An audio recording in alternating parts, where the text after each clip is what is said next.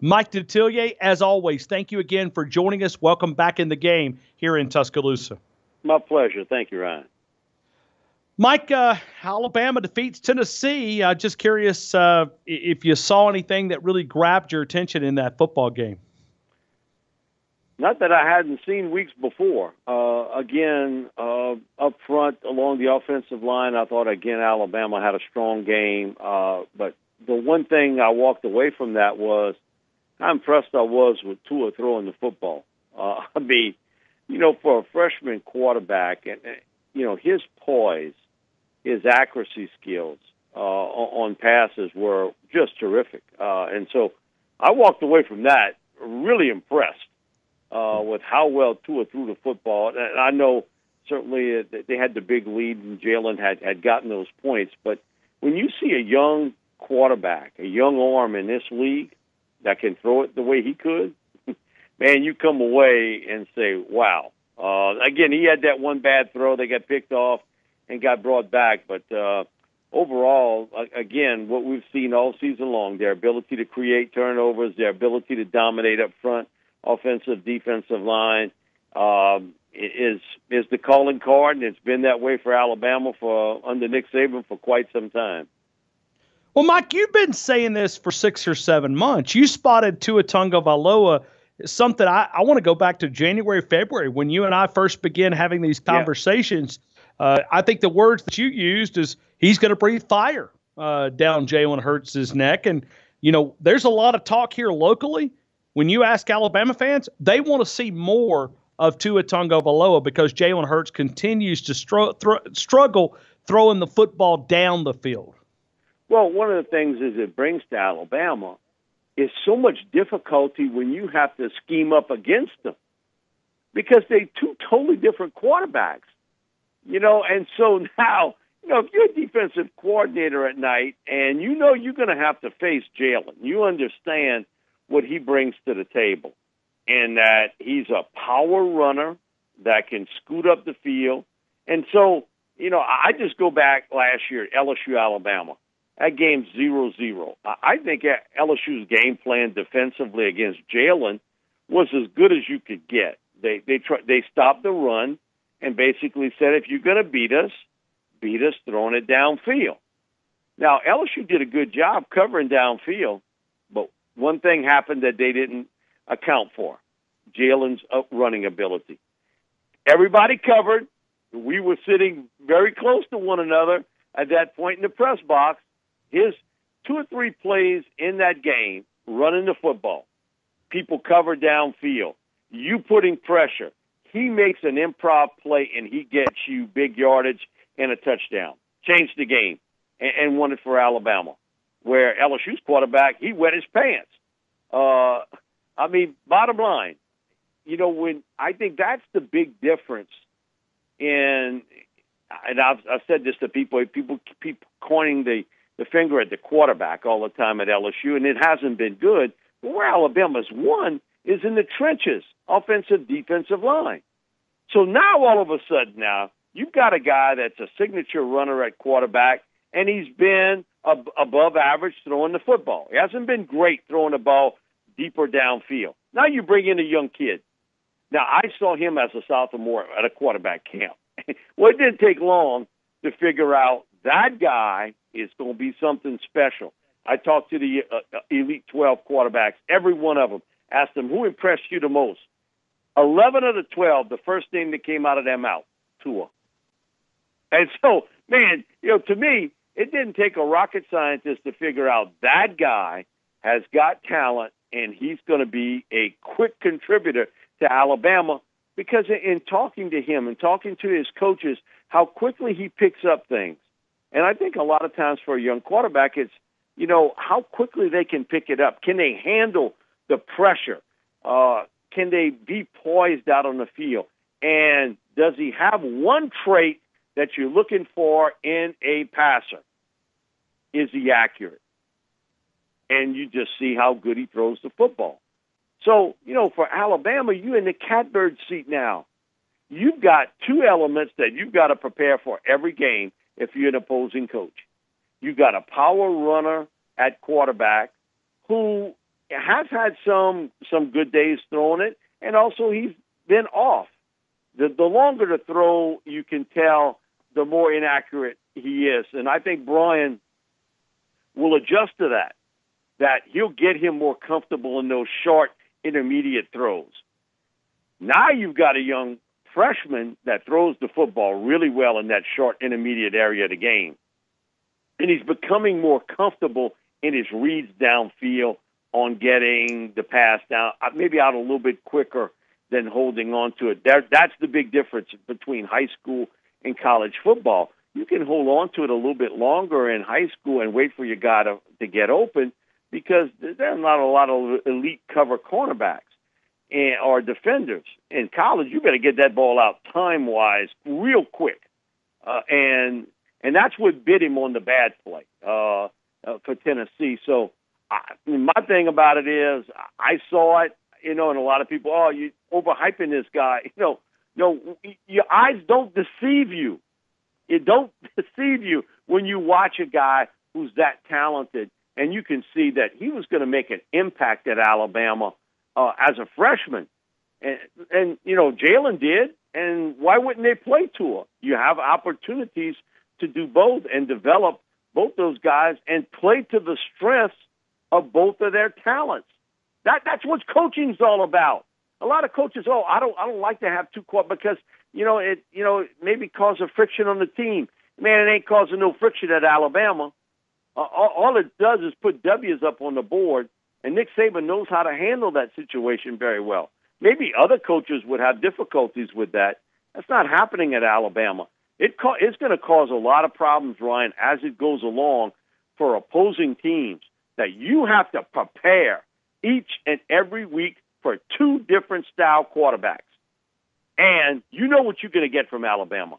You're going to get a fistful in the mouth of a running game that's going to come at you and keep pounding at you each week. But that element of being able to throw it downfield gives now a lot more kind of toys in the toy box for Brian to play with as far as trying to beat an opponent that's, from a talent standpoint, is fairly close because of that skill set of throwing it downfield.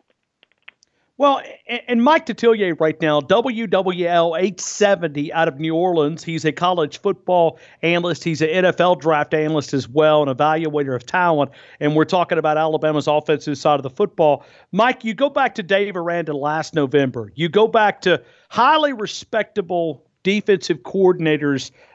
You look back at the Clemson game. Then you travel into this game, Florida State and what they were trying to do.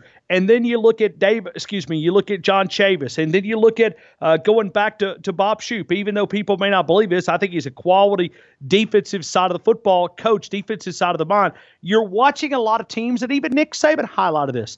They're daring us to throw the football. Yep. They're and for people that just watch the game, you may not see that, but they're daring Alabama to throw the football. They're saying, hey, I don't think that you can beat me throwing the football. At least I'll take my chances on that side.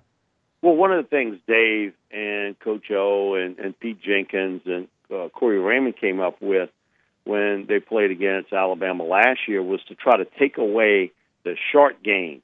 That they had a lot. They had men in the box. They played a lot of nickel, but they had Dwayne Thomas on that football team who was in camp with the Patriots, and he played like another linebacker, but he really wasn't like a strong safety. They played him a lot in the box and kind of almost a spy a little bit for Jalen. So they wanted extra people there to help stop the run. The other part about it is they wanted to try to take away that short passing game away from Hurts. They felt as though that was what he was maybe going to connect on.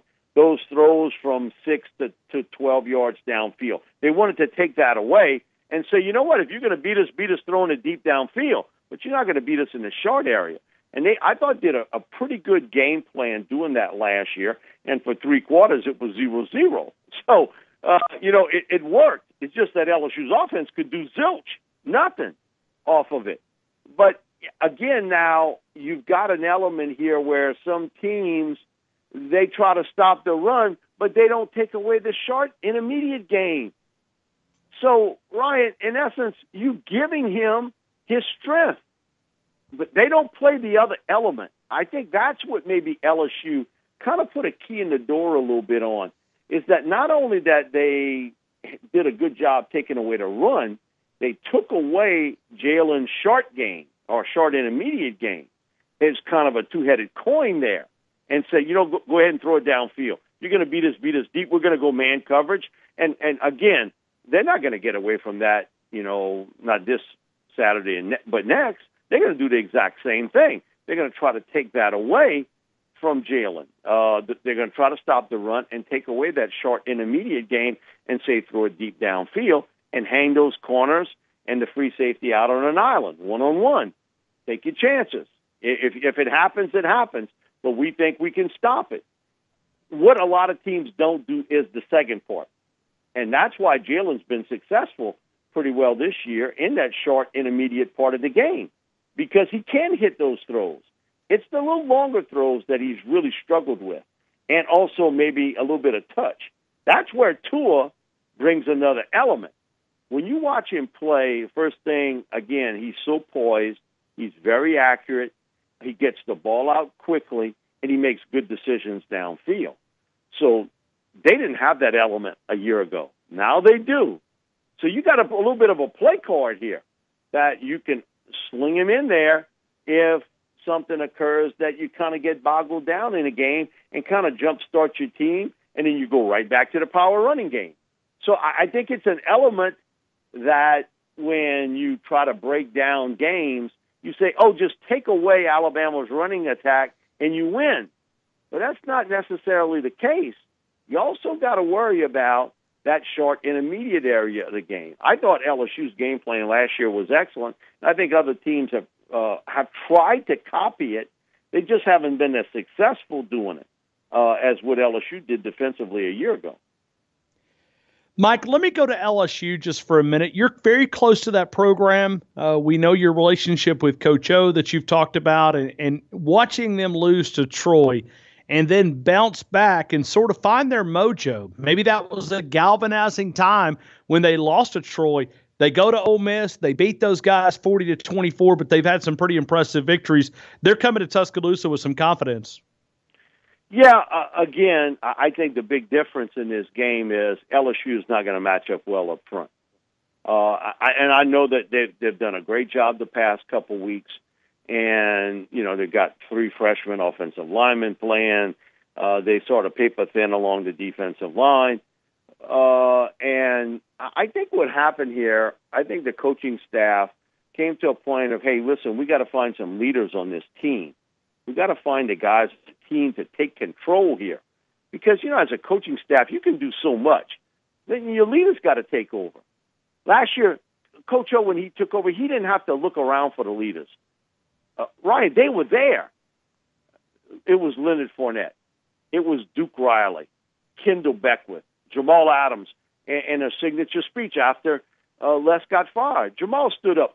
If you mess up, if you don't give effort, you're going to deal with me. You're going to deal with me one-on-one. And so he's challenging everybody that, listen, if you're not focused for games, then you're going to deal with me one-on-one. And they had a lot of those leaders on this team. Ryan, up until a couple weeks back, who was the leader on LSU's team? You hear that dead silence because you can't really name them. Sure, right. And so other guys had to step up.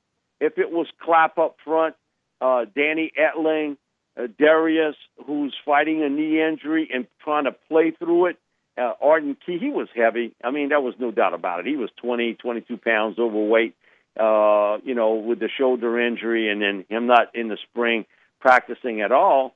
And then all these bogus reports about they were saving themselves for the NFL. Man, listen, the guy that put that out, he's a total fraud. Total fraud. He's never been involved in LSU's program for over 20 years, and he was an assistant at LSU when he was working there. Why would Darius Geis and Arden Key put their career in neutral? Don't you think the NFL is watching? Look what kind of anybody who knows Darius Geis knows one thing. Man, he's a competitor at the highest level, and he's played through that injury. Arden Key was heavy. And he was a liability to his football team, to be honest, because he wasn't making plays. Now you see a totally different team where those freshmen that were playing early now, they've got some experience. And you've got leaders on this team now, like a Rashard Lawrence, like a John Battle. And those guys have stepped up on the defensive side of the football. Devin White, who I think is one of the emerging young stars in this league. And I think it got thrown to the players that, hey, listen, guys, you got to do it. We can tell you what's going to happen, but you've got to do it on the field. And they took control. They took control of that football team and has totally turned it around, where they're playing with some confidence now. There are no great shakes on offense throwing the football. They beat Ole Miss. Ryan, they didn't have a one completion to a receiver. And they scored 40 points. Just think about that. That you went through that entire game, and the receiving corps was basically sort of not involved in the passing game, where you were getting it out to Darrell Williams or to Foster Morrow or to J.D. Moore, and Darius was carrying your football team. But it's all about a W and finding what's best for you. Again, when you break it down, where LSU and Alabama, and the big difference, and you can see it plainly, is up front, offensive, defensive line. And it's been that way. As much as it's been written and talked about the quarterback situation, it is much more having to do with Alabama's been better up front and in crucial spots. Leonard Fournette's a great player. What did he do against Alabama? Nothing. Basically squat. Nothing. Odell Beckham, Jarvis Landry. What did they do against Alabama? They were great players. But, you know what? If your quarterback's sitting on his back or he's throwing errant passes, they can't perform at the highest level. So I think, again, they're playing with some confidence. They're playing well. And it's house money for LSU. Nobody's expecting them to have this game close. They're on the road. They're going to, I think, just go out there and have fun with it and try to play the best you can. No one's expecting you to win. I think for most people kind of in the know, these would be the type games that you could play pretty close to Alabama. The pressure's more on Alabama to win. They're playing at home. They have, they got the better talent, that sort of thing. For LSU, nobody's expecting them to have this game, and no one's expecting them to keep it close. Where I think you will see it and see it early is Alabama's ability to control the trenches. And so you might be able to come up with a similar game plan. You're just not as good defensively as you were a year ago. And offensive line-wise, LSU was a lot better a year ago than they were this year. And Danny Etling got smoked last year. And again, it was a wet-the-pants moment for him. Because he felt phantom pressure. And he even admitted to me that at the Manning camp that there were times in the Alabama game there weren't people around him. He just missed the throw. He felt it. When you play in that position, you're getting hit every down.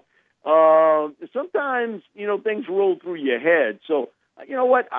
For LSU, they got to rely on their running game, but they've got to be able to make some throws downfield, and they've got to have Alabama help them, and that means turnovers. You got to be able to come up with some turnovers on the defensive side of the football to keep this game close. Well, Mike, I guess my most impressive thing is, and I go back to LSU, and I'm talking about the mindset, but it would have been much easier for that team to lose to Troy and mail it in. In other words, go, okay, listen. But Coach O was able to turn that program around from a very devastating loss, and now they've won 3 games in a row. I guess my only point was to look at them riding out this bad wave to be able to get that program headed in the right direction. They were like a ship with no rudder. They had won 2 games early, and then all of a sudden they hit Mississippi State. They were overconfident in that game. They got the stew kicked out of them. Then you played a close game to Syracuse, and then you got beat by Troy. You were a ship without a rudder. You were trying to figure out what's best for your team. He didn't let them splinter. And he told me this, the worst thing I could have done was sort of splinter the team up and say, point a finger.